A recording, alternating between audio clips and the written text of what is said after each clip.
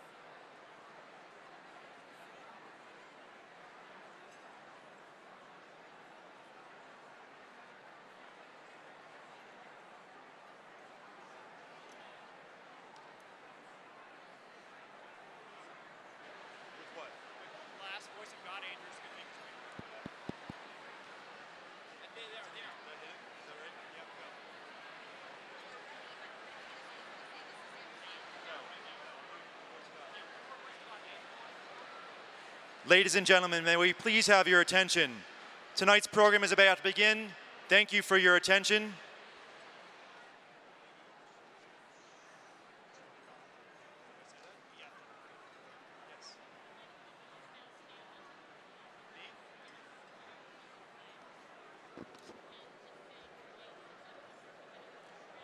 Good evening.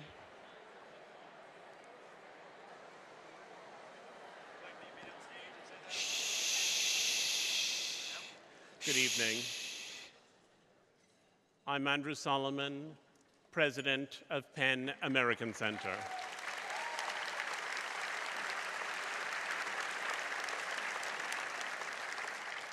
Thank you very much. When PEN's executive director and previous president were trying to persuade me to take this job, I mentioned that I had young children and several books due, and they assured me that it took very little work, this job, that I would just have to run a few board meetings and occasionally speak out for an imperiled writer far away. And then this week happened. One can perhaps be castigated for failing to mention the elephant in the room, or in this case, the whale in the room. And so I think I'll say a few words about the Charlie Hebdo controversy. The defense of people murdered for their exercise of free speech is at the heart of what PEN stands for. So is the unfettered articulation of opposing viewpoints, as we have seen over these last 10 days. Charlie Hebdo's mission of satirizing sacred targets endured despite the firebombing of their office in 2011 and the slaughter of much of their staff in January. Few people are willing to put themselves in peril to ensure that we are all free to say what we believe. Charlie Hebdo's current staff have persisted, and tonight's award reflects their refusal to accept the curtailment of lawful speech through violence.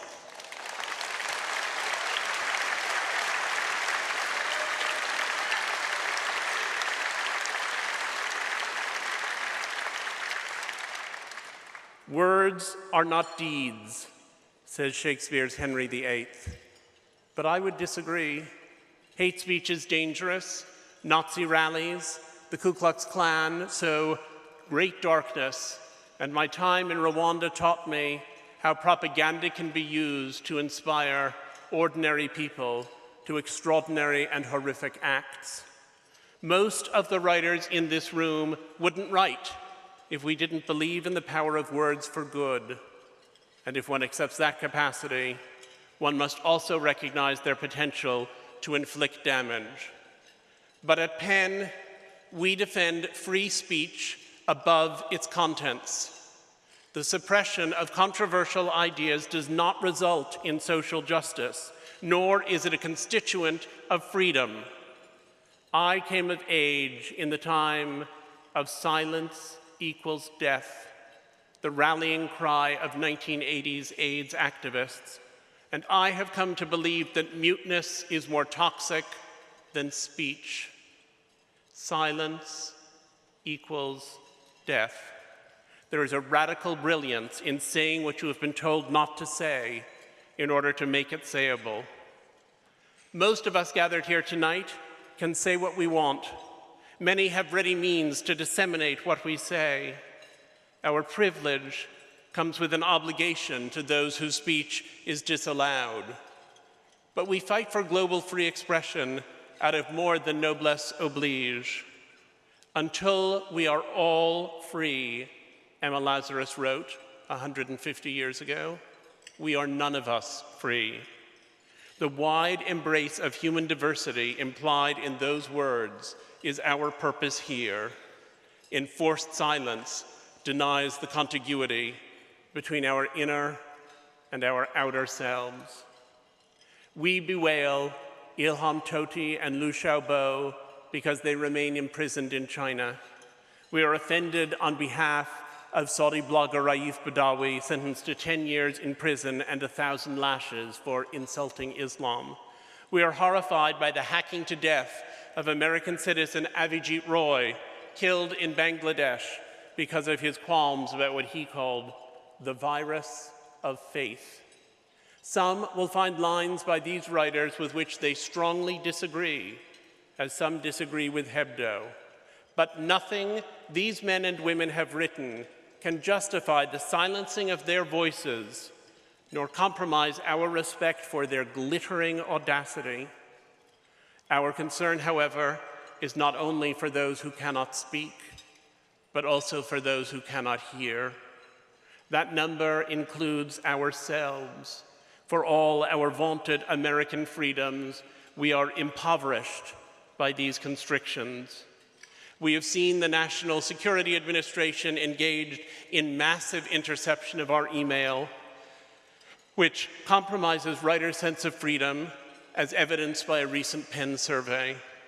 We have seen the curtailment of press freedoms in Ferguson, as recorded in another PEN report. And in the Guantanamo Diaries, former PEN staffer Larry Seams has edited the writings of Mohamedou Ould Slahi about his incarceration at Gitmo, despite clear evidence that he has committed no crime. The notion that self-expression is liberating has been given new scope as more and more people have turned to language as an actual remedy. We see this principle at work in the offices of modern psychotherapists and grief counselors, in the increasing popularity of restorative justice, in the truth and reconciliation process in South Africa, in the UN Charter, and in the internet-enabled explosion of communication and literature. We express ourselves to cure the world. In 1997, Daw Aung San Suu Kyi asked the American people, please use your liberty to promote ours. In fact, our liberty is contingent on everyone else's. PEN esteems not only exquisite literature, but also the right of all people to express themselves.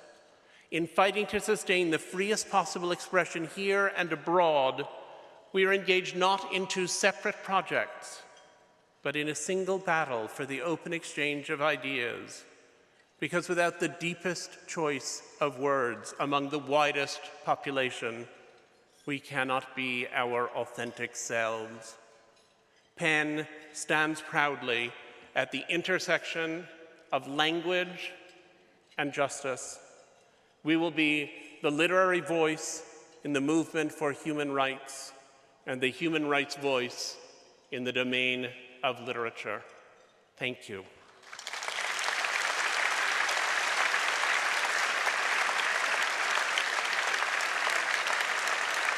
Thank you.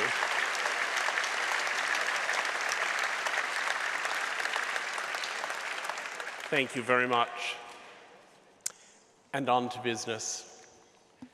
I'm honored to succeed Peter Godwin as the president of PEN American Center. I admire Peter's steadfast commitment to human rights at home and abroad, his inspired eloquence on the bewildering ways of the human heart, his tremendous executive skill, and his underlying kindness. Peter, will you please stand?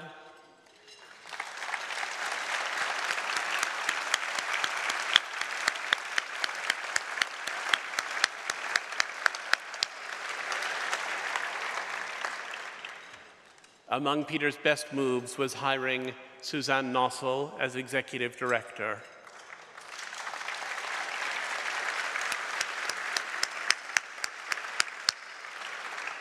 And I thank PEN's staff. We could not have a team more unstintingly devoted to ideals and more adept at negotiating the concrete world to which they must be applied. Tom Stoppard has inspired me since I first saw Night and Day in London when I was 14. My college acting debut was in Dogg's Hamlet Cahoot's Macbeth, and I'd never have believed that I'd one day share a stage with you. Tom, thank you for coming.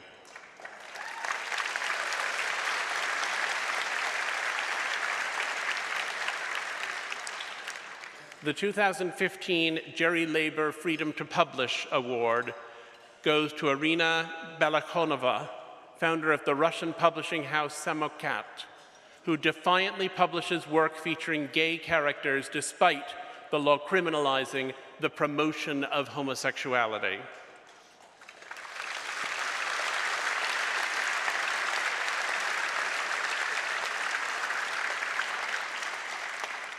I thank the members of the Gala Committee and the literary table hosts for their dedicated commitment and personal generosity, and ask all of them please to stand.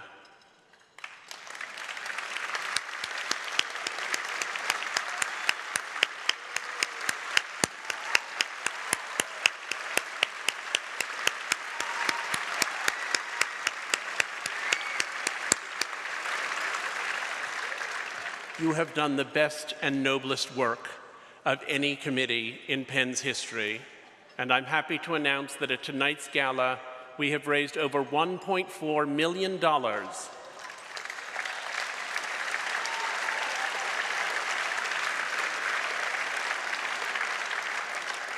That's a full 15% more than we've ever done before.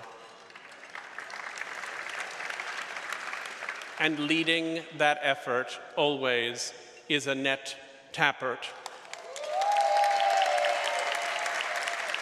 who has chaired this gala for 16 years with unfailing grace and a singular ability, Annette, to marry glamour and substance, as well as sponsoring the PEN Allen Foundation Literary Service Award.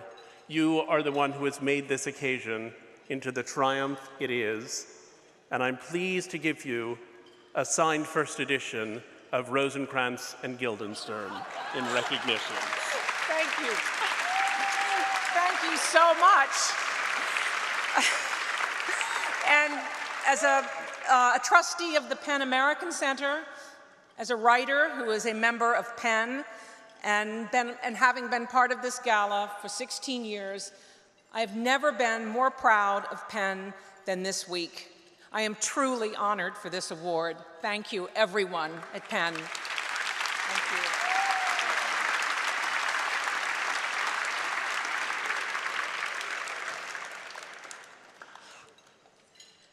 We have been able to achieve tonight's particularly high-level access in part because of the generosity of Penguin Random House.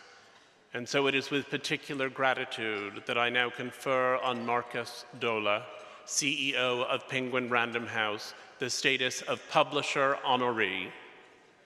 When I thanked Markus for his generous support through a tumultuous time, I remarked that corporate honorees often flee from controversy. He said, "Don't think of us as a corporation. Think of us as a cultural institution. Our work is about content, about helping writers say what they have to say as freely as possible. We are here to honor Markus, but Markus honors us with that point of view. He is a brilliant executive, but he is not afraid of idealism. He has a personal commitment to helping writers write and helping readers read, and to being the bridge between those interests. He is generous in his person and in his spirit. He's a great storyteller in his own right, and he has a refreshing sense of humor about himself. The merger of Penguin and Random House in 2013 was met with trepidation by many in the publishing community. But Markus has continued both houses' long tradition of publishing controversial books and giving high art its pedestal. The details of that radicalism are enumerated in the program books for this event that you all have at your places.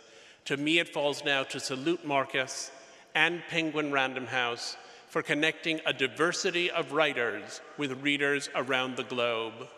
Markus, you yourself are a cultural institution, one of our finest. Please come up to the stage.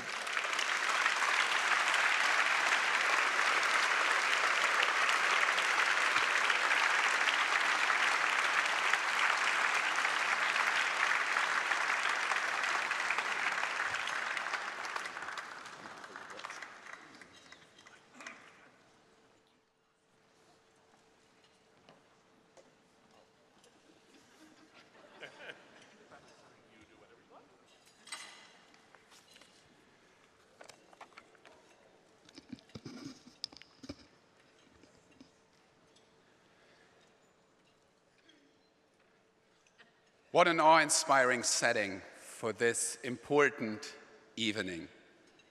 Thank you for this honor. I never come to the Museum of Natural History without visiting this room. At a time when we feel like we know it all, where we can Google search to the ends of the digital earth, and our own personal universe is at our fingertips, it's humbling to consider just what we are a part of. Here, beneath a 10-ton fiberglass whale, and surrounded by millennia of our history, I'm reminded that there is always so much more to learn and understand, including about physics, since I don't really know how that thing actually stays up there. In our globalized information age, the entire world feels within our grasp. And it is, technically. With a touch or a click, we can look up anything. Through comments and shares, blocks and pins, the digital era has produced a new participatory culture. But the shadow of digitalization is that it can narrow our vision and scope. Digitalization makes it easier for those with strong opinions to construct like-minded networks of their own ideologies and drown out dissenting voices. In that noise, even each of us in this room can tell ourselves that we are listening when in fact we hear nothing. It requires a deliberate decision to investigate and actually connect across ideologies and cultures. Growing up in 1970s Germany, it was instilled in me at a very young age how important it is to learn from history and other cultures. Around our family dinner table, my mother urged my brother and me over and over: entscheidet euch, neugierig zu sein. Make the choice to be curious. She encouraged us to explore the larger world around us and whetted an appetite for understanding that we fed with literature. When I wasn't playing outside, I was sprawled out on the forest green shag rug of my grandparents' living room, lying between stacks of books. There I encountered ideas and perspectives that both supported and challenged my own. Through books, I learned to empathize and identify with a world beyond Westphalia, Germany.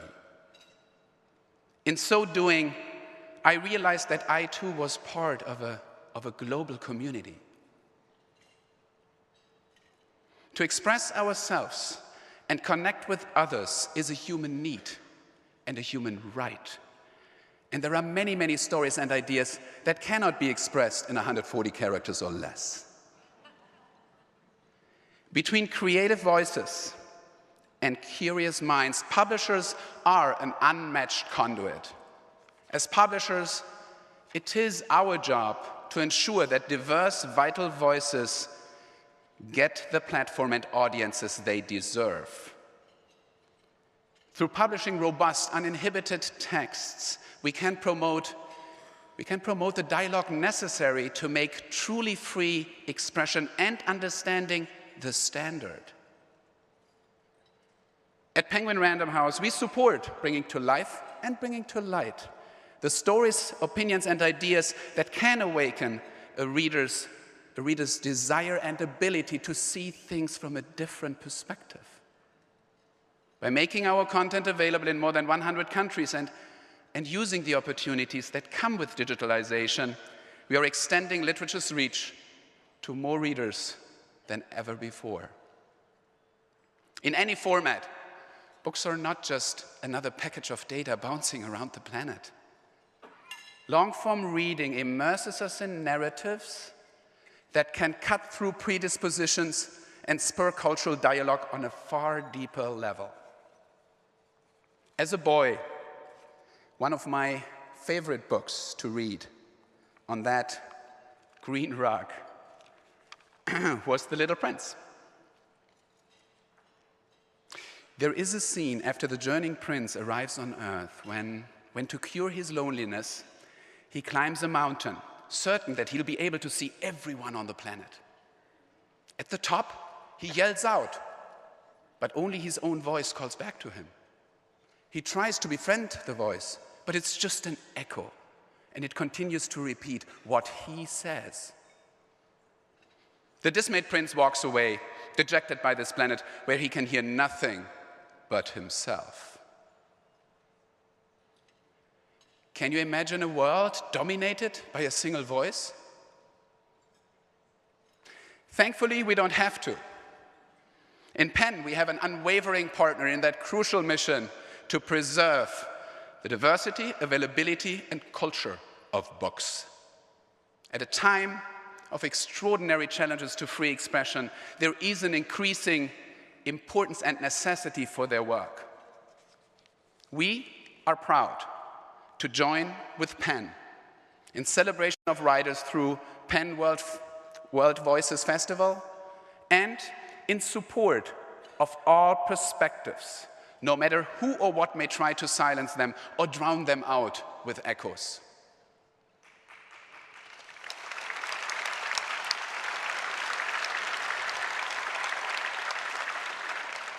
Together, we can create a world in which any voice can sound and won't fall on deaf ears. A world where we choose curiosity, unbound by the false sense of omniscience we get from living in the digital age.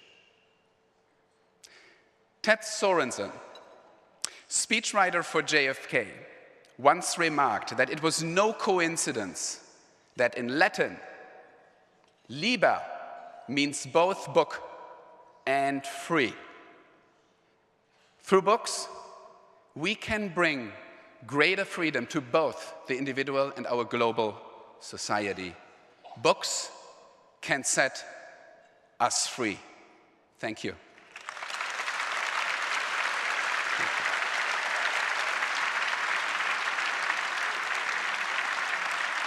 Thank you.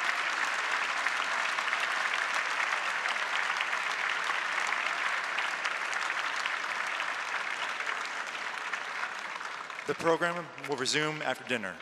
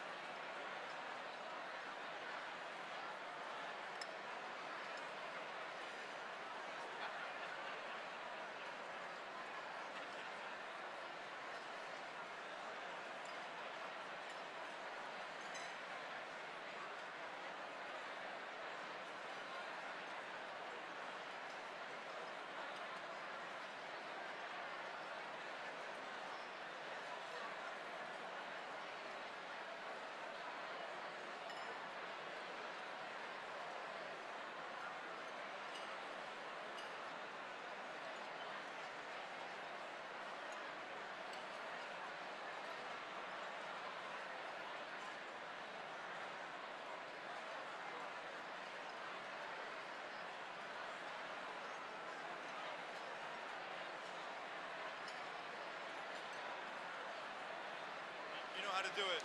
I'm happy to have you do it. Where is it? What do we want to say? We're looking for it. It's like, ladies and gentlemen, Glenn Close, or you want to say, ladies and gentlemen, please take your seats? Ladies and gentlemen, may it please have your attention. Hey guys, what do we want to do? Ladies and gentlemen, do you please have your attention?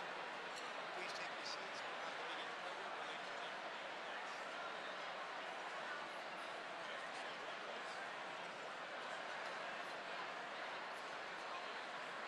What should we do?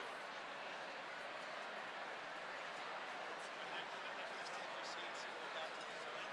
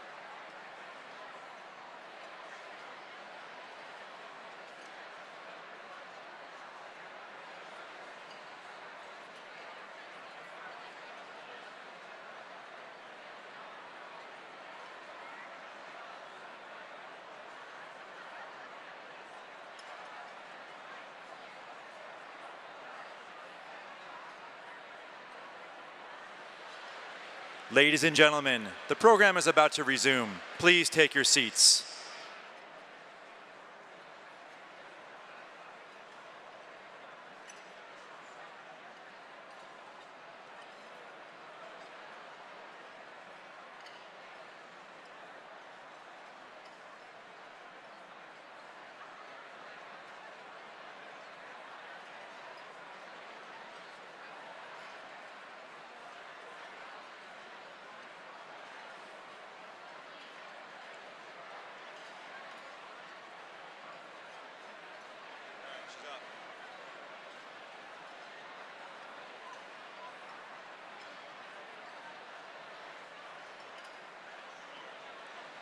Ladies and gentlemen, please welcome Glenn Close.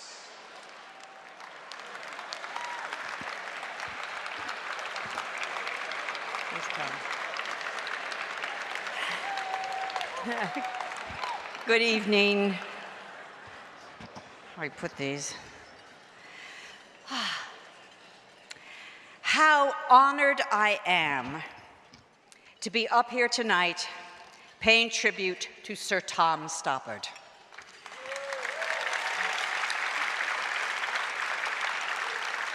But I have to say, there is one person who I definitely feel is here in spirit, and who I'm sure, if he were still with us, would be standing in my place and speaking about Tom with the greatest of eloquence, wit, and love, the great Mike Nichols.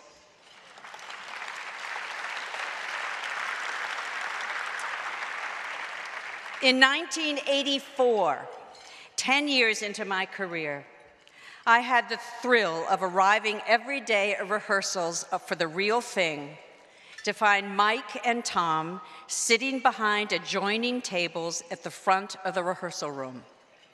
Tom already holding a cigarette with his pinky up in the air, and clouds of smoke already wafting around his head.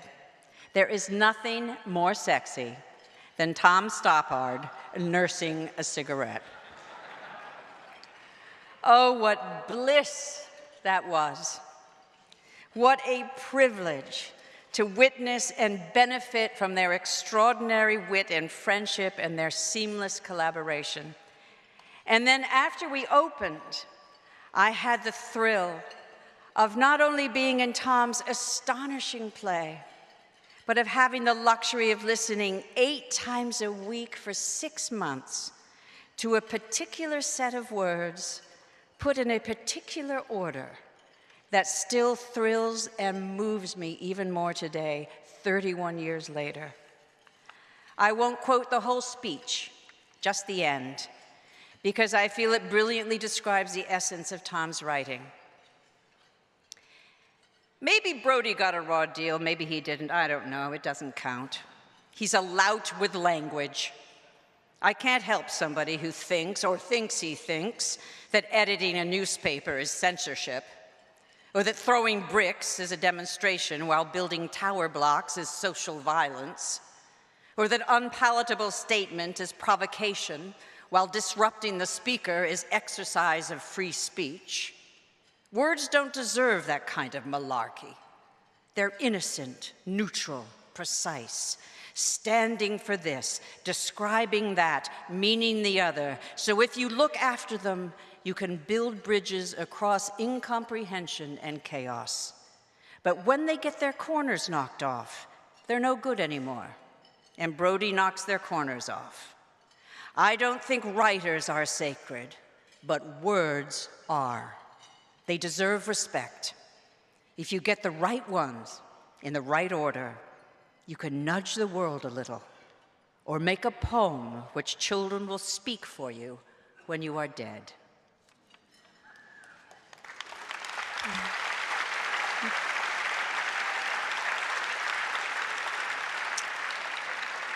"12 years after that incredible experience, I found myself at Shepperton Studios in the UK having a terrible time getting witty enough lines for the end of 101 Dalmatians. I called Tom out of the blue, which was outrageously presumptuous. But being Tom, he came up with a particularly brilliant line that actually ended up in the movie. "You may have won the battle, but I'm about to win the wardrobe."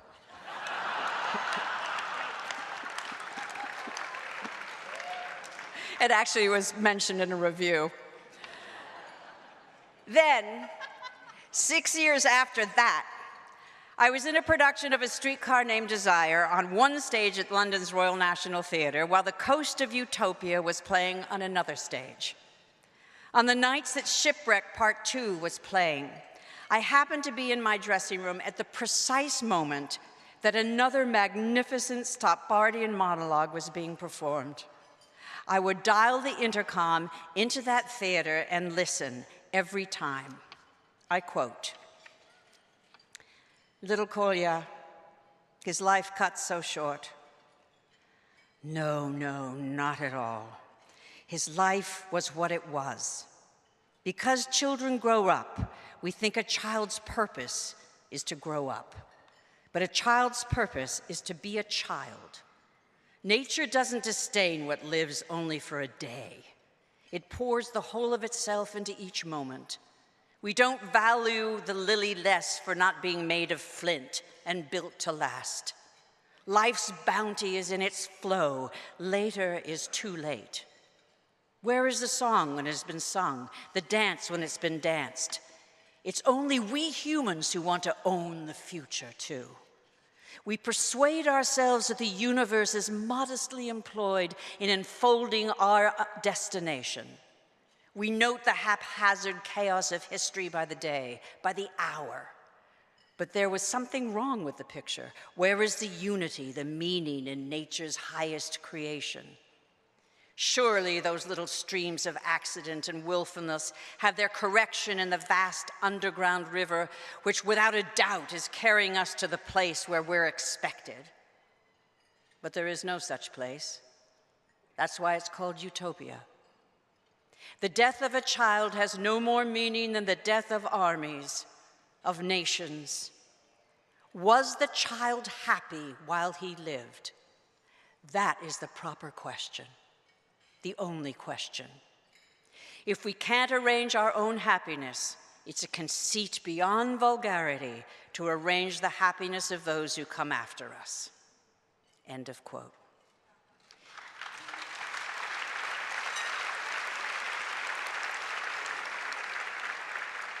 The work of Tom Stoppard doesn't presume to find the unity, the meaning, the key to all the mythologies of our lives. Tom doesn't seek to rearrange the world. Instead, he rearranges us.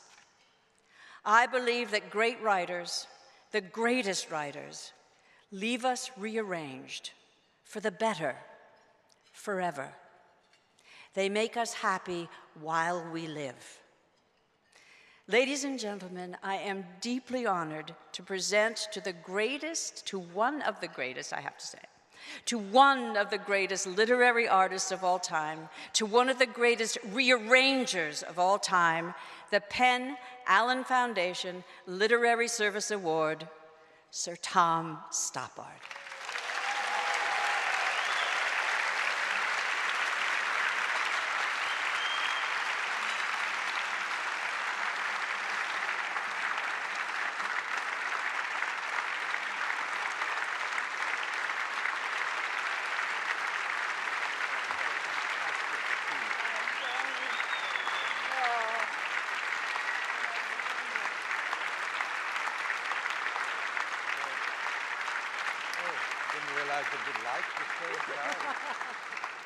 Thank you. Well, before I begin to reply, I'm going to honor a debt I owe concerning the wonderful way that Glenn read from my play, The Coast of Utopia. I'm quite proud to say I did write some of that, but I have to tell you that the play was about a genius, Alexander Herzen, and the speech leaned heavily on his various writings. And I would just shut up about this, because I know that I couldn't have had a better introduction, because I know who could not be. You were so impressed by me, the fact is that Alexander Herzen lost his little boy at the age when the boy was 7, and he said this thing which I would love to have written, to be so proud to have written, when Bakunin tried to console with him. And that's what he said. He said, because children grow up, we think their purpose is to grow up. But a child's purpose is to be a child. That doesn't seem, now as I've said it out loud, to be an enormous digression. You know, I'm not going to, as it were, cobble together a kind of bridge between what Herzen wrote and what I wrote, the combination of the two, and the reason for my presence here. But I will say that I'm very proud of this award. But more than that, I'm really proud to be a writer, because writers are being honored all the time and have been as long as there have been any writers, from the moment that Plato eliminated them from his blueprint for the ideal republic. That was one of the first times that writers were being honored. And note that Plato wasn't scared about a particular writer showing up and writing who knows what inconvenient truths. He was actually thinking of the idea of the writer. And this is why I'm proud to be one, because the idea of society is not intelligible to me without the idea of the artist, the poet. There were no essayists and novelists quite those terms in Plato's world, but every kind of writing, and indeed every kind of creative composition, is inescapably part of our society, because it is inescapably one of the things, is it perhaps the only thing that makes us Homo sapiens? Everything else you can see here in the Museum of Natural History. But the Museum of Natural History doesn't truly preserve an example, whether in fiberglass or painting. It doesn't really preserve and isn't existing to show the passerby and the public examples of the creative spirit, the creative act, the thing which transcends the physicality, the physiology of who we are. If the idea of the writer doesn't survive, then there won't be any writers. And PEN is a cherishable institution because it connects with individuals in trouble. It exists to protect writing and writers from persecution. It does not exist, its purpose is not to protect some persecuted writers and not other persecuted writers, but the fact is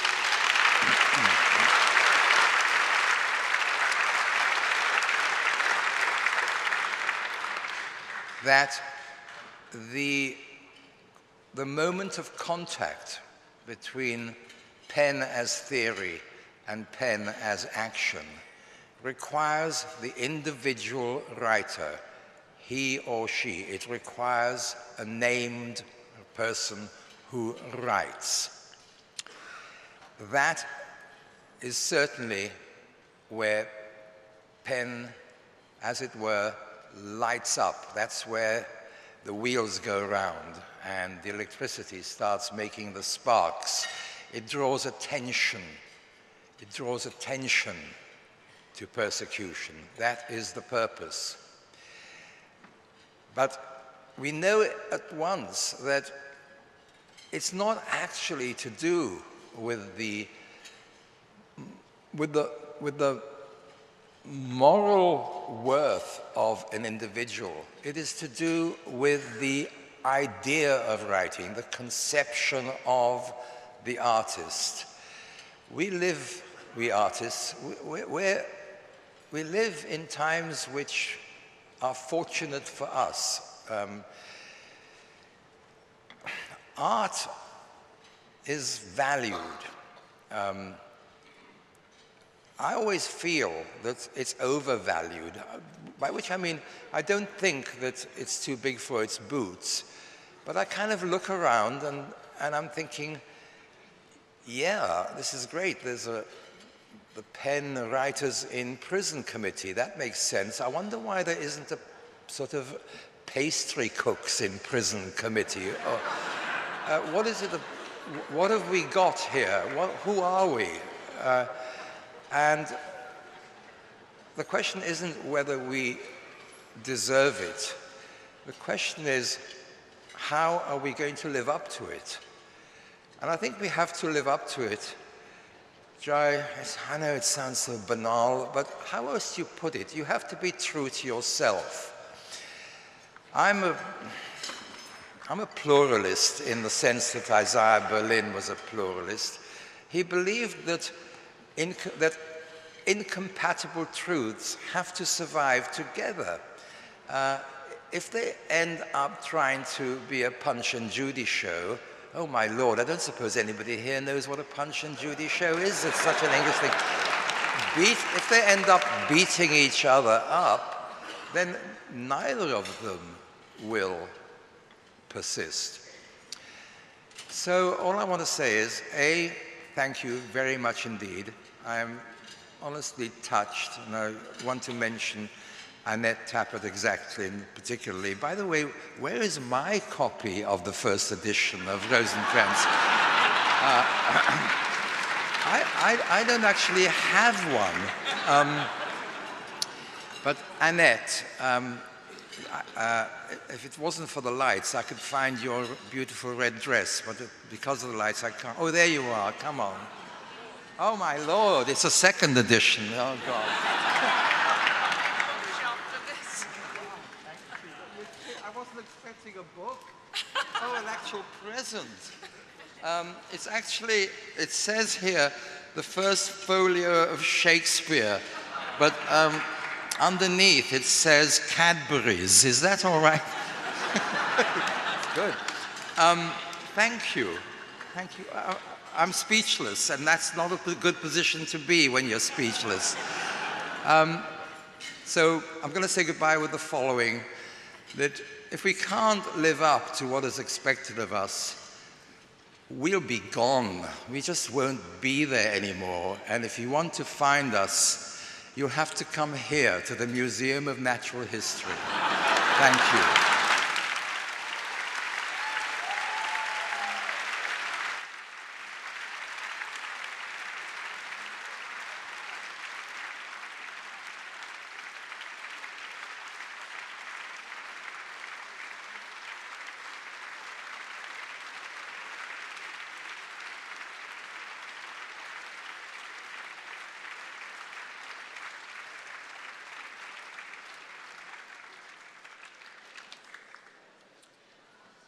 Ladies and gentlemen, a short video about Charlie Hebdo.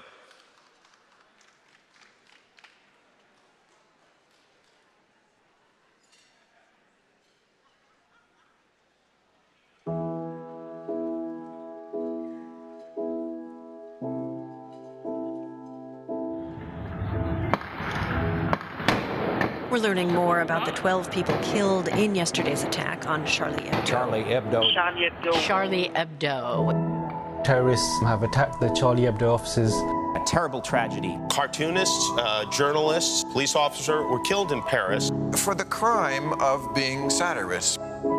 For the crime of drawing cartoons.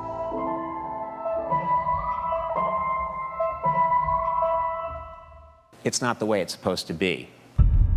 The carnage in Paris stunned the world. These were artists who were targeted. This is something which is unacceptable. As a Muslim, I'm outraged by yesterday's events. The attacks prompted solidarity demonstrations throughout the world. People coming together to say no to terrorism and no to fear. Charlie Hebdo epitomizes the freedom of expression. There is no negotiation on freedom of speech. I may not even like these cartoons, but I think the cartoonists have the right to have these published. People who say there's lines that you can cross are destroying the creative process. The cartoonist's job is to say the unsayable, to focus you on what needs to be said. For all the bullies, beware of the cartoonists who dwell among you. It has journalism in it, it has commentary, satire, and it's got art. There's a cumulative effect of cartoons. Really, it's not about the freedom of cartoonists, it's about your freedoms. Silence and censorship are not an option for us. This is a problem in the world that we have to stand up to. We believe in the power of words, and we are more united than ever. We are provocative today. We will be provocative tomorrow. It's our job. There's no time that I ever felt more proud to be using satire and images to try to make the world a better place. Without freedom of speech, we are dead. So we continued.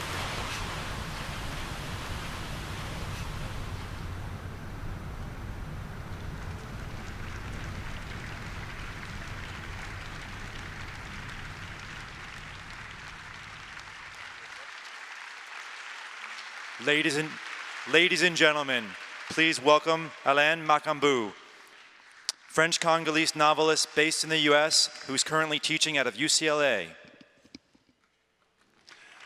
Thank you.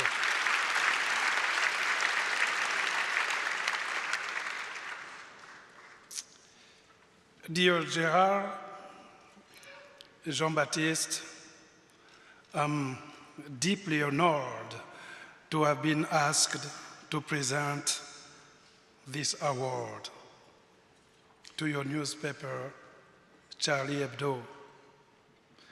As I stand here tonight, your colleagues, journalists, and caricaturists who lost their lives on the morning of January 7, 2015, because of the work they were doing, are very much in my thoughts.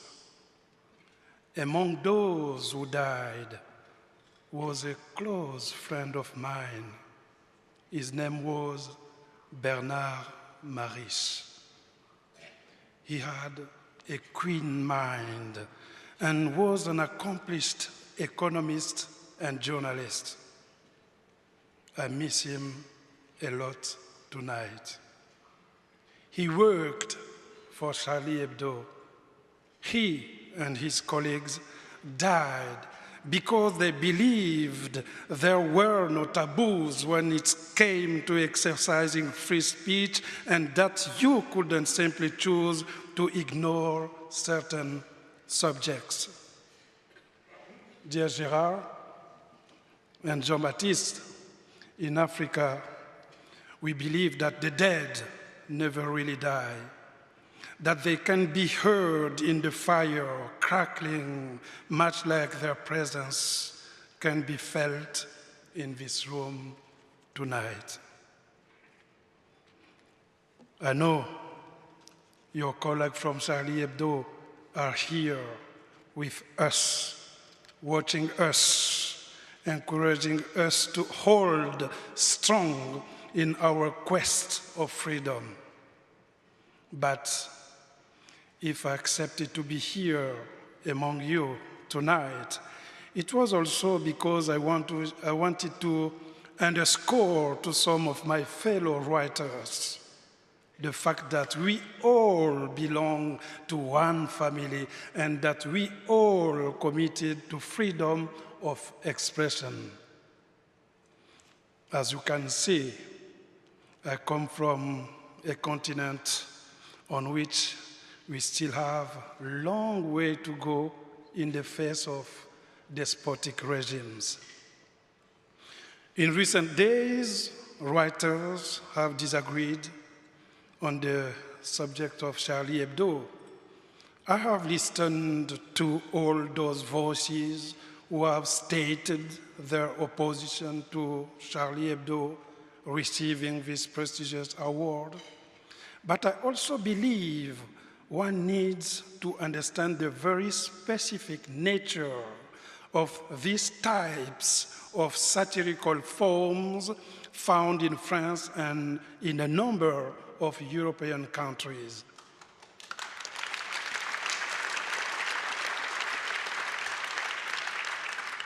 This aspect has perhaps not received enough consideration in the cross-cultural exchanges that have taken place, and it is a dimension we will have to revisit in future discussions. Let's make an effort to get to know each other better, because what brings us together is stronger than which separates us. And let's work together to promote freedom of expression. These are the reasons why I am a proud member of PEN America.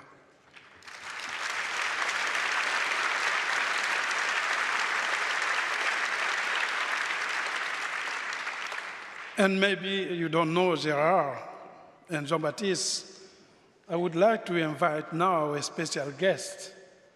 His name is Dominique Sopo. Dominique Sopo is the president of SOS Racisme, which is a leading French non-profit combating racism, to join us on stage. Just to add that Dominique has flown in from France to be here with us in order to recognize Charlie Hebdo. Thank you for that, because you are a real symbol.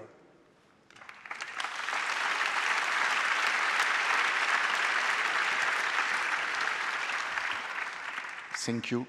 I'm going to speak French because I don't want to kill Shakespeare and Steinbeck. Excuse me. Je suis très content d'être ici. Je suis très content, d'ailleurs, avant de parler de Charlie Hebdo, d'être en présence de Salman Rushdie. Lorsque j'étais jeune, lorsque j'étais adolescent, j'avais acheté les versets sataniques parce que je ne comprenais pas que des vieilles personnes avec des barbes en Iran puissent lancer des menaces de mort contre une personne parce qu'elle avait écrit des mots. Alors c'est vrai que je n'avais pas compris grand-chose au livre parce que j'étais extrêmement jeune, mais je m'étais dit que c'était très bien écrit. Je suis ici auprès de mes amis de Charlie Hebdo en reconnaissance et en témoignage de leur talent, de leur courage et de leur engagement antiraciste. Je pense qu'il est extrêmement important de comprendre que Charlie Hebdo, en France, et je parle au nom de SOS Racisme, mais aussi sans doute des principales organisations de lutte contre le racisme en France, Charlie Hebdo a été de tous les combats contre le racisme. Charlie Hebdo a été et reste contre l'extrême droite. Charlie Hebdo s'élève lorsqu'il y a des lois contre les immigrés. Charlie Hebdo s'élève lorsque, dans la parole publique, il y a de la violence envers les Noirs, envers les Arabes, envers les Roms, envers les Juifs. Et je pense qu'il est extrêmement important de comprendre ce qu'est ce journal, qui est un hebdomadaire, qui s'attaque aux dogmes religieux, parce que s'attaquer aux dogmes religieux, c'est aussi important dans la démocratie. La démocratie, c'est la libre discussion entre les citoyens. Et donc, la démocratie ne peut pas accepter que des dogmes viennent limiter la discussion entre les citoyens, surtout lorsque ces dogmes sont définis par des intégristes qui parlent au nom d'une religion. Charlie Hebdo est un journal qui s'attaque aux intégrismes religieux, qui est irrévérencieux par rapport aux dogmes religieux, mais c'est aussi un journal qui est extrêmement clair sur un point. La liberté d'expression n'est pas limitée par le fait que l'on serait choqué par les propos qui sont tenus. Dans la vie quotidienne, il y a plein de propos qui me choquent. Je ne demande pas leur interdiction. Ce qui limite la liberté d'expression, ça n'est pas le fait que les gens seraient choqués. Ce qui limite la liberté d'expression, c'est lorsque les mots sont utilisés pour mettre en danger des individus. C'est ce que l'on appelle le racisme, c'est ce que l'on appelle l'antisémitisme. Et Charlie Hebdo est contre les dogmes religieux, critique les dogmes religieux, et c'est un atout pour la démocratie. Et Charlie Hebdo est contre le racisme, contre l'antisémitisme, contre la haine envers les musulmans, qui viennent là aussi mettre en péril la démocratie. Donc Charlie Hebdo est ce journal. Charlie Hebdo a cette cohérence extrêmement précieuse, et je pense que les polémiques qui ont pu avoir lieu sont sans doute le fruit d'une certaine méconnaissance de la nature de cet hebdomadaire, mais je pense qu'il est important de la comprendre, tout simplement pour ne pas tuer une seconde fois ceux qui sont décédés le 7 janvier et qui étaient des personnes formidables, qui ont toujours été aux côtés des militants antiracistes lorsqu'il fallait défendre ceux qui étaient pris pour cible par la haine raciste, par la haine envers le fait d'appartenir à telle ou telle religion ou d'avoir telle ou telle couleur de peau. Et donc merci à Charlie Hebdo d'exister et je leur souhaite une longue vie et je ne doute pas que cette vie continuera à nous apporter toutes les semaines la légèreté sur des sujets graves, et cette légèreté est quelque chose de précieux parce qu'il faut toujours se méfier des gens qui ne savent pas rire.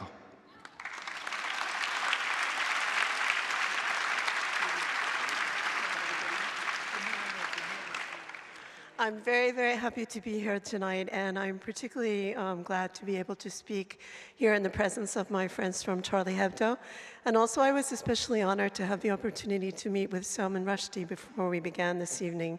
When I was very young, I bought a copy of Satanic Verses, and at the time, I was only about 14. I really didn't understand it, but I was interested in knowing what was it that these bearded men in Iran had against this man who had written this.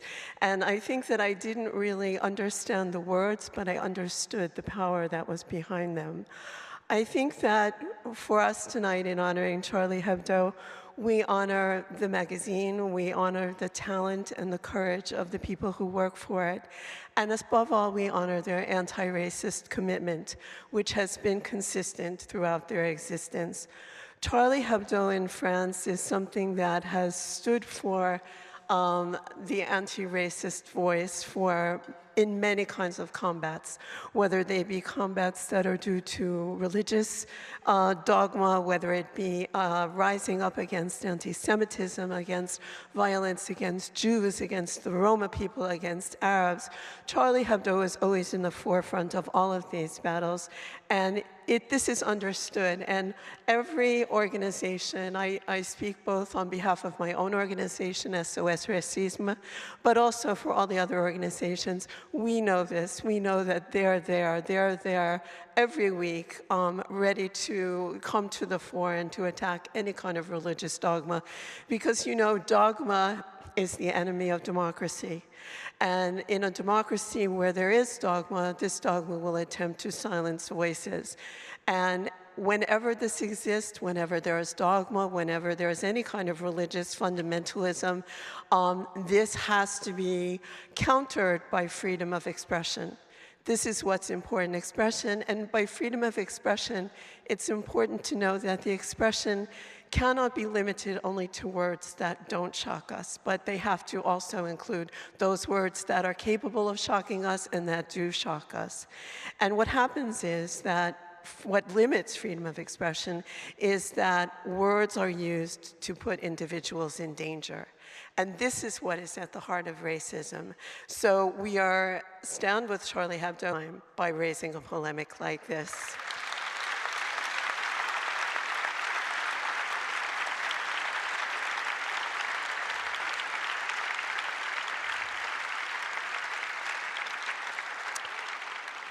So remember that Charlie Hebdo stands for is anti-hatred, it's anti-racism. It doesn't judge people or even mock people because of the color of their skin or their religion. What it does is something that's very precious, and we hope that this will continue. Thank you.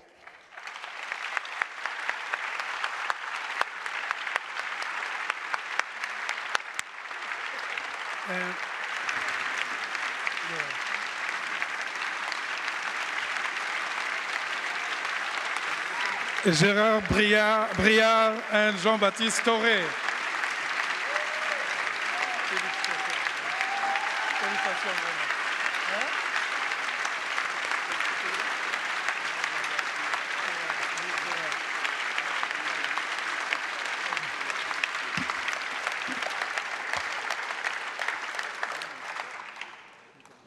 First of all, I would like to apologize for my very imperfect, even quite poor English, unworthy of this assembly.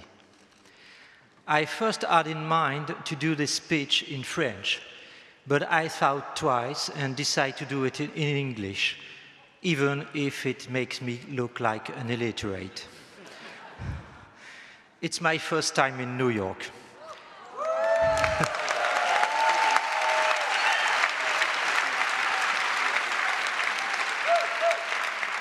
I didn't want to spoil it with French arrogance. Besides, it's given me an excellent excuse to make it short. One more clarification. I absolutely swear to you, I did not use one of these absurd internet translators, which makes you look like a man from the future, speaking a language not yet invented. All the words you are about to hear even the inappropriate ones, especially the inappropriate ones, are mine.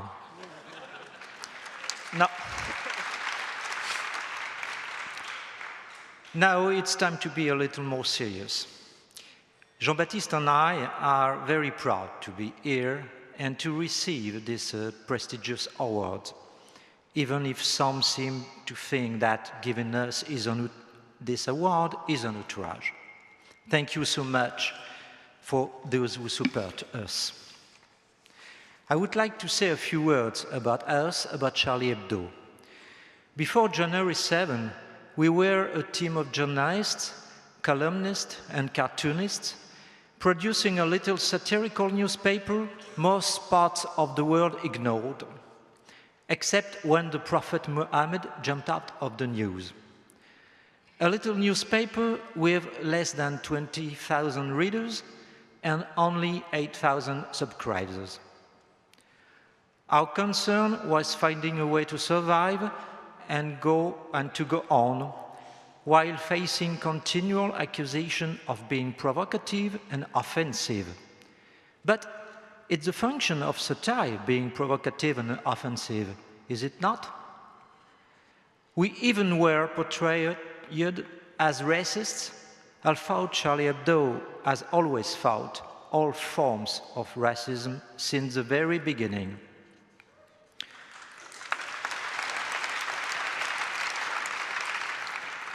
Suddenly, we became a global symbol, the incarnation of freedom of expression and freedom of conscience. We became acclaimed heroes. I can tell you this, it's pretty hard to deal with it. Because before this slaughter, we felt quite alone. And because our job is not to be a symbol, it is to write and draw, to give our readers each week a newspaper full of laughter and thought. We can be the only ones to symbolize values that belong to everyone. Besides, it's dangerous. It's dangerous for us because we are in front line, and it's dangerous for democracy. Each citizen of the world must adopt these values and stand up for them against political and religious obscurantism.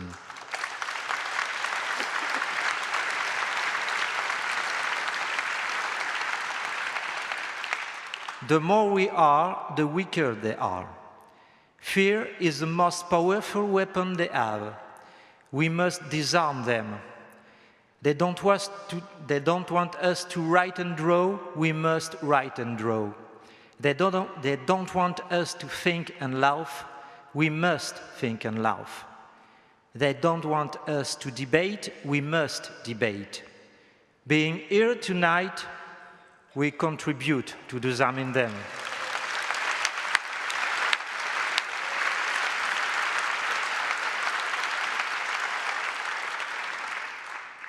One more word about one of these values we stand for at Charlie Hebdo. Secularism. It's not an F word. Nor it is a French cultural exception like smelly cheese or flabby presidents. It's one of the many conditions for democracy. Secularism protects our freedom of conscience, which is both the right to believe and the right not to believe.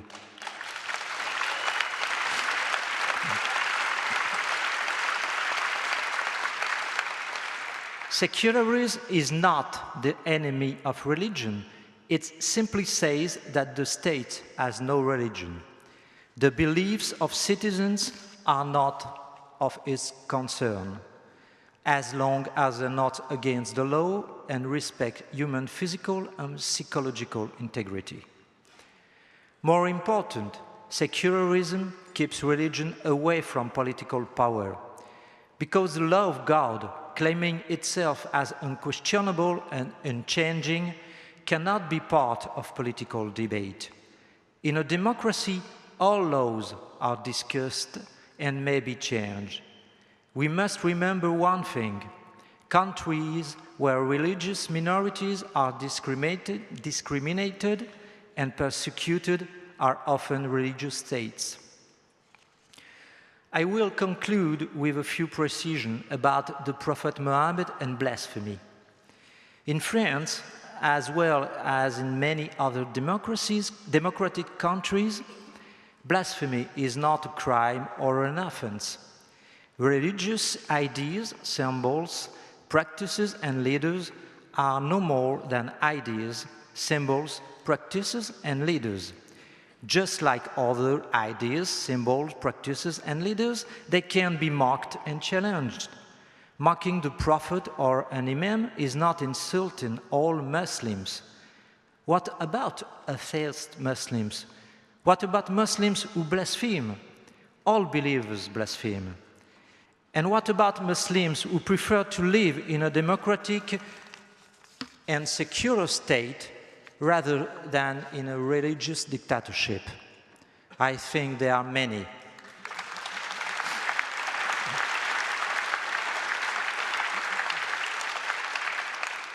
I perfectly understand that a believer can be shocked by a satirical cartoon about Muhammad, Jesus, Moses, or even the Pope. But growing up to be citizen is to learn that some ideas, some words, some images can be shocking.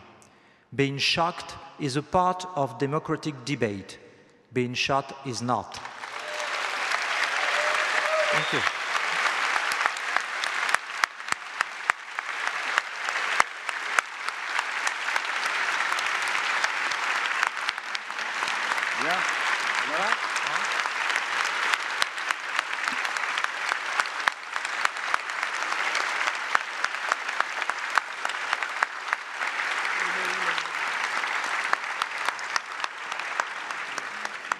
Thank you for Gérard, he's very happy with that. And I'm going to make it very short and maybe I have a request in fact. Since we arrived in New York maybe 10 or 12 days ago, we met a lot of people, a lot of magazines, we met some public events and a lot of media too. Maybe we do them all except Fox News. But it's interesting because we had recurring questions during all this meeting and interview which were very interesting. And this recurring question was, what for you, for Charlie Hebdo, for you the survivors, because that's what we call us, survivors. For many time I don't know, but for now we are survivors. And for you, what is the main change in your life, in the life of your magazine, since this terrible January 7 and the killing of that day? And it was quite difficult to answer to that question. You imagine there are so many answers possible. And, but this morning I had a sort of revelation, but it's not a religious sign, just a revelation. And I understood that I've just found the reason. And the reason is very simple. On January 8th, Arnold Schwarzenegger did subscribe to Charlie Hebdo. And it was huge for us. I mean, can you imagine, for example, Woody Allen buying some fitness store, or Sarah Palin starting to read a new book after the Bible? You think it's something very strange, but maybe we call that utopia. So the request we have in Charlie Hebdo is that since Arnold Schwarzenegger desubscribed to Charlie Hebdo, we haven't heard of him. We don't know what happened to him. Maybe when he received the first copy, the first issue of the magazine, we don't know how it was for him to open it, you know, to see the drawing or the cartoon.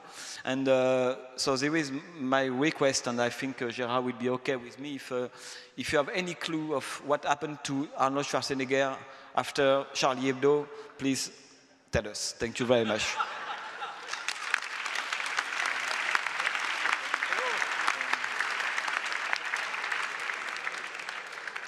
Hi, I'm Bob Mankoff, the cartoon editor of The New Yorker.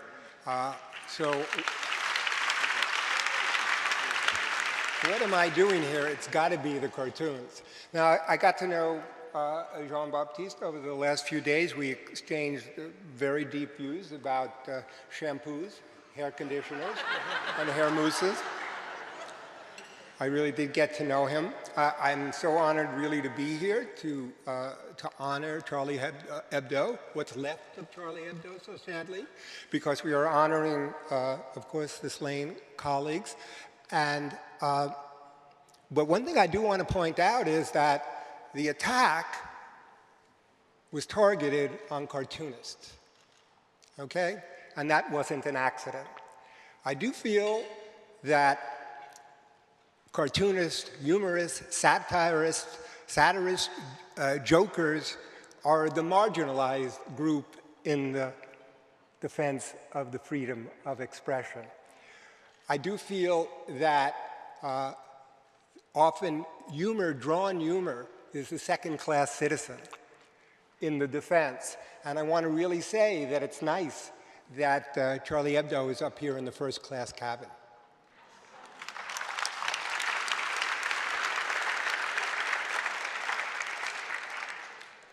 The cartoons of The New Yorker and the cartoons of Charlie Hebdo could not be more different. But there is something they both really have in common. Not everybody always gets the joke.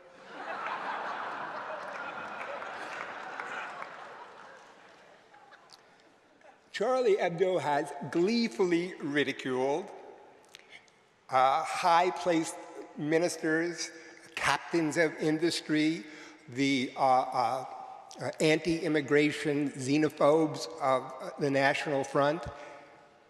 Aiming higher, it's gone after the leaders of the world's great religions. Aiming still higher, it goes after the divinities that they worship. So it's no surprise that Charlie Hebdo is not a big fan of religion. But let me tell you, if people were being persecuted and murdered for not believing in not believing, then they'd be going after atheists as well.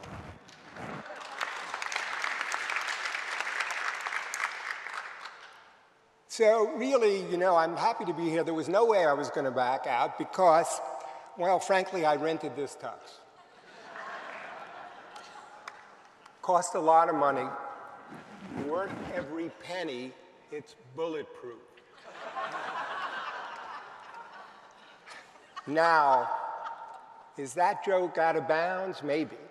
Out of place? No. We're honoring jokers here. Fierce jokers, courageous jokers, and that's why I'm just so proud to be here as part of this award. Thank you.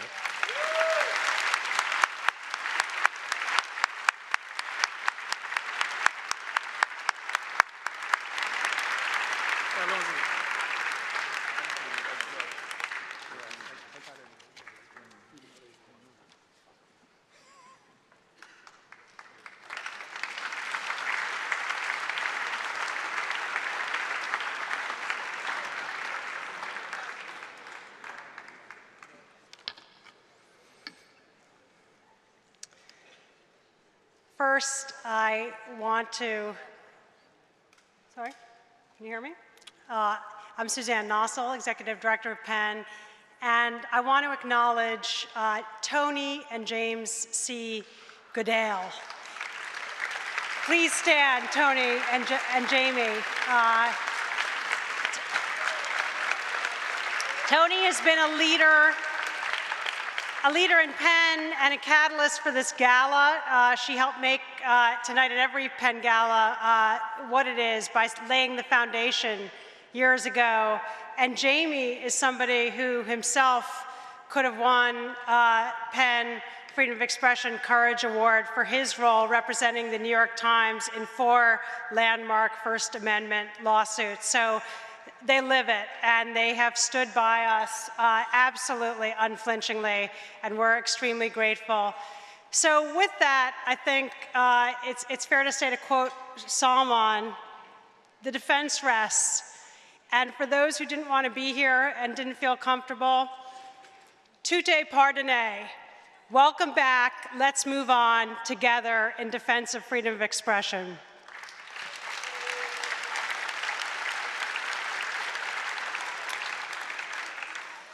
In a week of whirling debate, it sometimes helps to go back to first principles.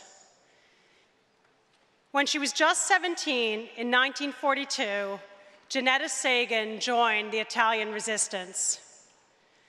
Less than 5 feet tall, she had a nickname, Topolino, Little Mouse. 3 years later, she was jailed by the fascists, interrogated, beaten, sexually assaulted, tortured with electric shocks. Janetta was sentenced to execution, left alone in a dark cell, waiting to die. She was 19 years old. One day, a guard tossed Janetta a hunk of bread through the bars.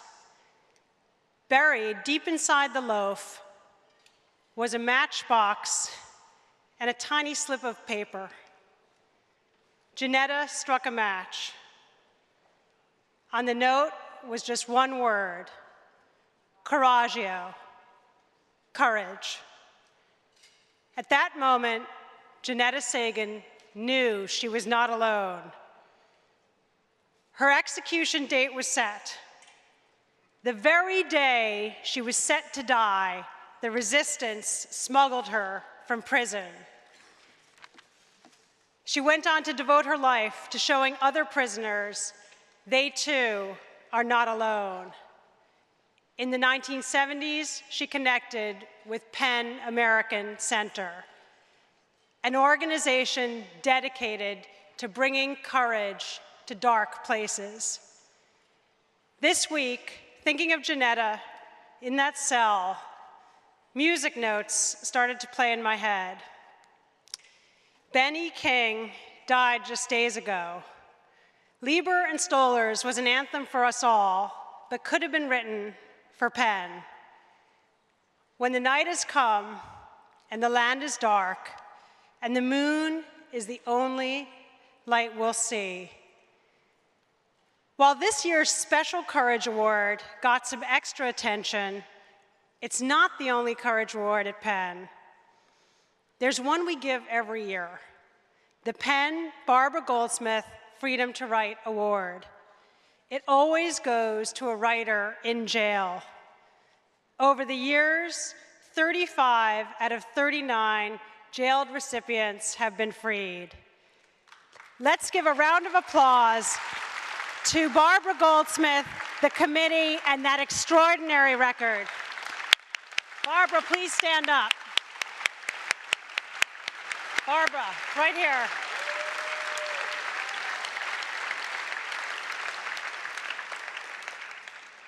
Awards like this matter.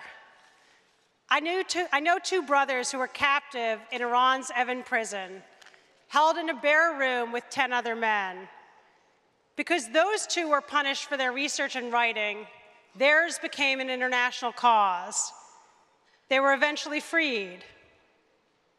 Their cellmates, they were all executed because no one knew about them. No, I won't be afraid. No, I won't be afraid, just as long as you stand by me. PEN stands by Azerbaijani journalist Khadija Ismailova. Hers is a hard case. A jailed journalist in Azerbaijan goes with the territory. It isn't news until we make it news. Azerbaijan will soon host the first ever Olympic Games, European Games, an Olympic trial run. PEN member Costa Kennedy mobilized an extraordinary list of sports journalists, Frank DeFord, Ken Burns, Bob Costas, and many more. They wrote to the International Olympic Committee, a body that cares deeply about media and its brand. Who better than sports journalists to say those are in jeopardy as long as Khadija is in jail? In a minute, you'll hear Khadija's indelible words and see her irrepressible personality. And we'll get all of you involved right here tonight. You're going to be part of this. We're all here for a reason. I won't cry. I won't cry. No, I won't shed a tear, just as long as you stand by me. This has been a big week at Penn. Conflict is unsettling because our raison d'etre is to stand united in the face of tyranny. Interrogators in Italy, executioners in Iran, fanatic gunmen in France, and autocrats in Azerbaijan. This last week's attention has already led more writers from more parts of the world to turn to Penn. Some are reaching out because they want to help, some because they need help. We're getting more calls, more emails, more Khadijas. We need to step up and stand with them. Whenever you're in trouble, won't you stand by me? Oh, won't you stand now? Stand by me, stand by me. We honestly cannot thank all of you enough for standing by Penn as we stand by persecuted writers, journalists, and cartoonists all over the world. Thank you.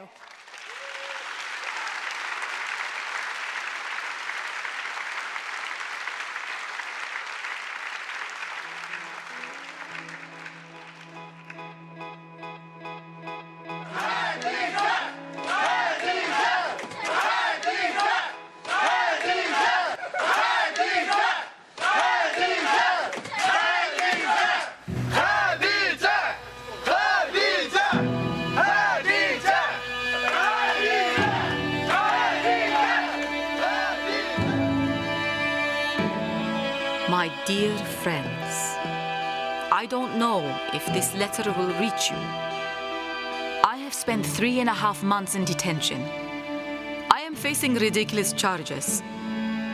You all know why I am here in prison. Khadija Ismailova is the leading investigative reporter in Azerbaijan, and she has tackled corruption at the highest levels of the Azerbaijani government. Khadija Ismailova is my Azeri translator. She is a critical voice. She brings awareness. She became the host of the daily radio show. She would ask tough questions. It doesn't matter if it was opposition member or government. Anyone who appeared on a show had difficult time. And this is why her show was the most popular show in Azerbaijan. And she was a role model for young journalists. The government was after Khadija for a long time, but she made this conscious choice. And that's the example she wanted to give to fellow journalists, that you don't have to be afraid. I may be arrested. I've been warned several times. I'm not afraid. When you have to do investigative journalism in Azerbaijan, you may end up paying with your life. Azerbaijan is a country between Caspian Sea and Black Sea. In the north, you have Russia. In the south, Iran. You know, this is an oil-rich country, and there is a lot of money coming to Azerbaijan. They host major international events as a way to burnish their reputation and get positive press. Ahead of the Eurovision Song Contest, Khadija was out there doing her work, exposing corruption. She tirelessly started investigating the corruption deals, and she sees the connection to the president's family.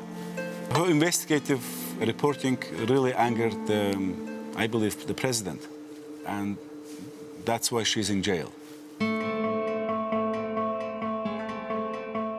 The only way to prove oppressive regimes wrong is to continue uncovering corruption. My arrest proves one more time that it is important to make change happen. Yes, there is a price to pay, but it is worth it. She knew the results of her coverage would be dire. She's not stopping now that she's in prison. She's still writing letters. She never stops, and she has said that the world moves towards freedom and peace and justice, but only when people risk their lives often to make that happen. Keep fighting, guys. Keep fighting for human rights, for those who are silenced. If the arrest is a price for it, it's okay, it's worth it. I think there's a kind of moral obligation, if you are a writer who enjoys freedom, to fight for the same freedoms for other writers. Her imprisonment is a violation of a very central human rights principle. It's a call to action. That's why I've decided to join PEN in calling for her release. PEN subscribes to many abstract ideals, but it also wants to accomplish concrete and specific goals. And with the Freedom to Write Award, we have been able, time after time, to bring about the restoration of liberty to people who had been deprived of it. It's a very powerful tool. Хадидже PEN клуб, значит, грамоту выделили. Может быть, эта грамота ей поможет. Вы подали ей надежду, и я очень благодарна. Я вас целую, я вас обнимаю. I am full of hope that truth and justice will win. Please support by standing for freedom of speech as loudly as possible. This is my wish. We miss her a lot, but you know, I think we will get her back soon. And she makes us strong, all of us. It is not easy at all to move justice forward, but always worth trying. Stay strong. Peace. Khadija.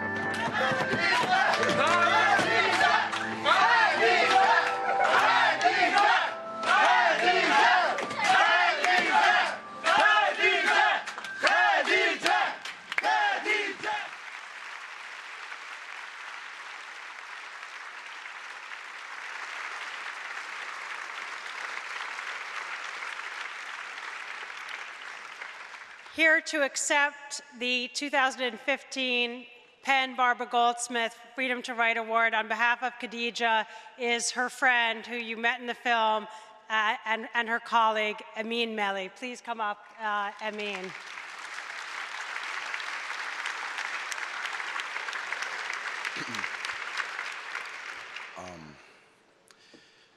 Thank you very much for this recognition of extraordinary person, my friend Khadija. Actually, one night that I needed my voice is failing me, I'm sorry. Khadija's story is extraordinary story. Khadija had the courage to challenge the president of the country. She had no intention to, by the way. She repeatedly told that she had no intention to expose the president, but every investigation she did about various areas of business, behind every business, president's family was popping up. So she was challenging one of the richest people in this world, morally poor, but still rich in terms of money. And in order truly to understand Khadija and her personality, I also have to say that Khadija comes from a certain tradition. Azerbaijan is a small country, and in this video you could see where it is situated. The interesting story of Azerbaijan is that it's actually first Muslim parliamentary democracy. In 1918, there were a group of crazy people who, you know, in the middle of middle age craziness, fundamentalist religion, chaos in the world, declared that Azerbaijan is a secular and parliamentary republic. 1905, Azerbaijan had its own Charlie Hebdo. It was magazine Mollah Nasruddin. The publishers of this magazine were hiding from fundamentalist religious people, but they were producing pieces that were very much similar for what Charlie Hebdo cartoonists have been killed. So they had courage back then in the beginning of 20th century to do something that many, many decades later New York Magazine wrote about and wrote about them as a magazine that changed the world. And it was Mullah Nasruddin. So Khadija is coming from this tradition of courage, and what government and president, which in WikiLeaks, thanks to WikiLeaks we know that, in one of the meetings with one of American diplomats called Khadija enemy of the state and his personal enemy. Khadija was showing this extraordinary courage also because she was a woman. And when government didn't know and didn't know what to do with her and didn't know how to silence her, they started to film her private life. And they started to blackmail her. They told her that if you don't stop writing, we will show everyone with whom you're sleeping what you're doing in your bed. And Khadija publicly, in a Muslim country, Azerbaijan is a secular country, but it's still Muslim, and it's very socially conservative country. So Khadija had courage to stand up behind the words, behind the investigations she was doing. And she publicly wrote on her Facebook page that nothing can silence her, and she will not stop doing what she was doing. So they released the video, they started to blackmail her. And in a country like Azerbaijan, that could end up basically with honor killing as well. The most touching part of Khadija's story is also that she was openly atheist. But despite of this ugly and dirty attack against her, we had the most conservative Muslims in Azerbaijan raising their voice in support of Khadija. And that is really touching. This is something that I think, I have to come to the end of my speech because we do not have so much time, and I want to focus on what you can actually do to support Khadija. I think you can do a lot. We have Salman Rushdie here, we have a lot of famous writers, script writers here, and I'm sure you have a lot of friends in Hollywood as well. I think Khadija's story is a story that deserves to be told in a way that can reach out to tens of millions and hundreds of millions of people around the world. And I think one more thing that you can do with Khadija, I think that the next award she can and should receive should be really Nobel Award. And I'm asking you to take your telephone, your contact list, and call people you know to ask them to spread the word about Khadija. She really deserves this award, and I think she showed with her life that she's ready and she stands behind every word she writes. And you are writers, you have moral duty to be with her, to be next to her, and to protect her. Thank you very much.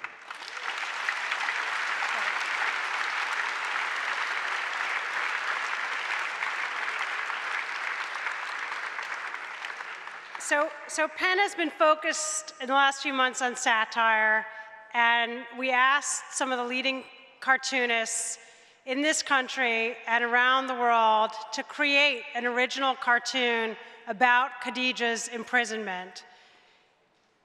We wanted to give you just a minute to look at them. I think they're coming up now. And I wanted to give special thanks to Bob Mankoff and to the cartoonists of The New Yorker for their help with this project. On your table, you'll find postcards of some of the cartoons, and the postcards are addressed to President Aliyev of Azerbaijan, and they call for Khadija's release.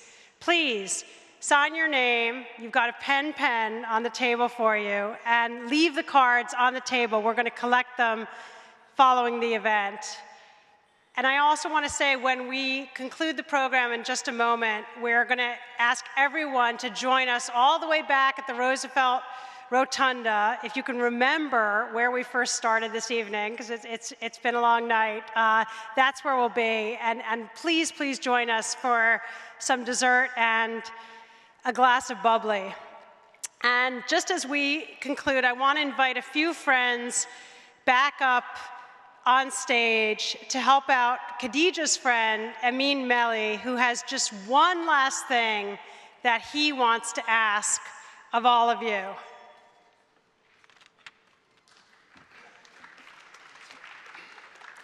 So neo-totalitarian regimes like the one we have in Azerbaijan, they like to target people like Khadija. They want to silence her. They want to show how marginal she is. And now all of you and each of you have today, now, this one chance to show your support, to show that she's not alone. I would like to ask all of you to stand up and to help us to chant all together her name. This will be filmed and this will go viral in Azerbaijan, and it will show our government that there are a lot of people, hundreds of writers, famous people, popular people, who think that what Khadija does is part of their identity and part what they believe in, and they are ready to stand with her. Khadija, Khadija, Khadija, Khadija, Khadija, Khadija, Khadija, Khadija,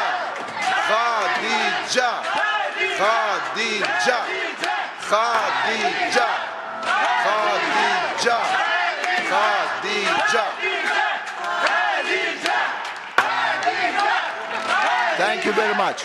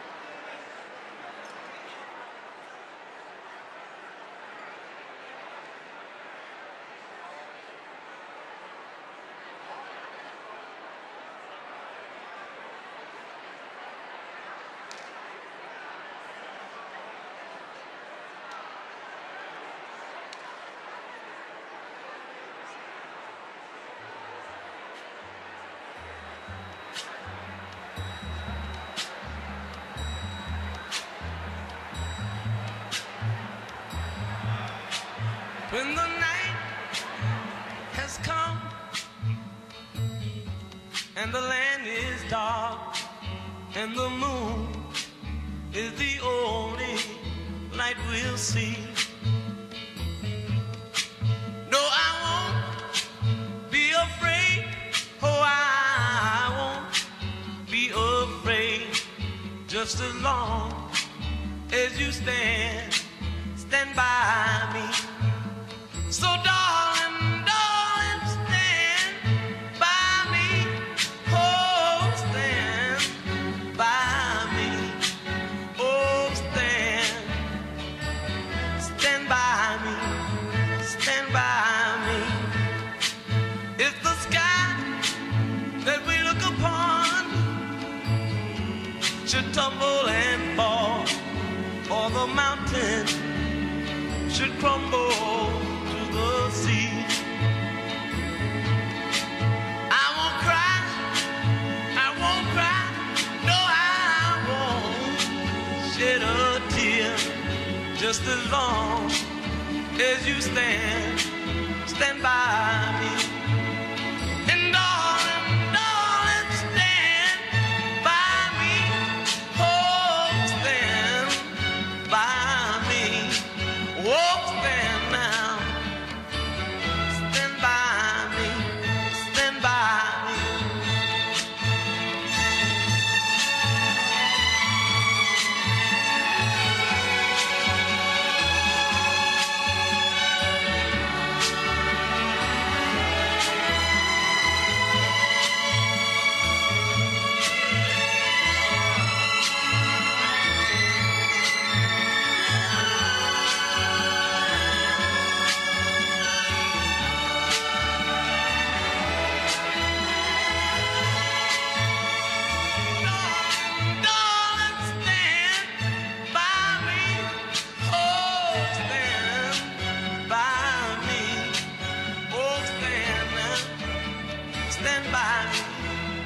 stand by me.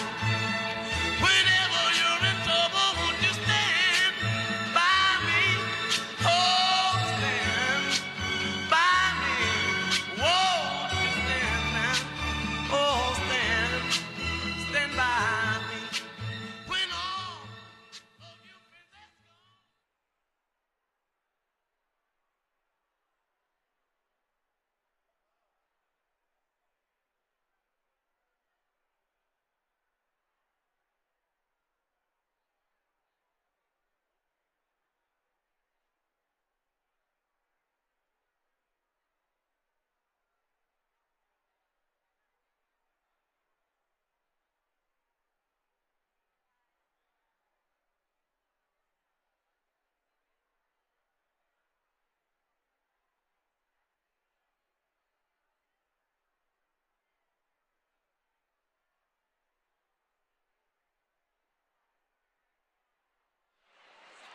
Ladies and gentlemen, please join us back in the rotunda for dessert. Thank you very much.